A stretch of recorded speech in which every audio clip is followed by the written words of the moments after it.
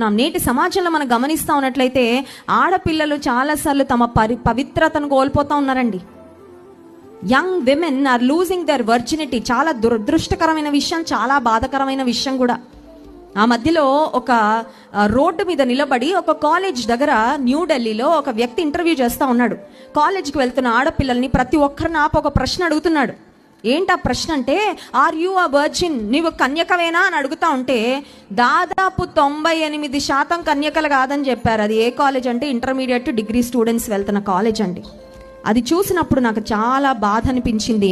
ప్రపంచం ఎటుపోతుందా అని చాలా ఇబ్బంది అనిపించింది. ఆ ఇంటర్వ్యూ చూస్తూ ఉన్నప్పుడు రోడ్డు మీద వారు భయపడడం లేదు, వారికి ఎలాంటి అభ్యంతరంగా కూడా అనిపించట్లేదు. అంత నిర్భయంగా చెప్తా ఉన్నారు, మేము మా కన్యత్వాన్ని ఎప్పుడూ కోల్పోయాం. పెళ్ళయి కాదు, కోల్పోయింది కన్యత్వాన్ని.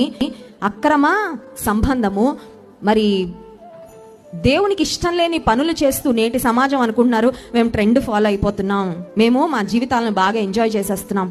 ఆనాటి ప్రపంచంలో మరియ గురించి మనం ఆలోచన చేసినట్లయితే ఆమె తన కన్యత్వాన్ని, తన పరిశుద్ధతను కాపాడుకున్న స్త్రీగా మనం చూస్తున్నాం.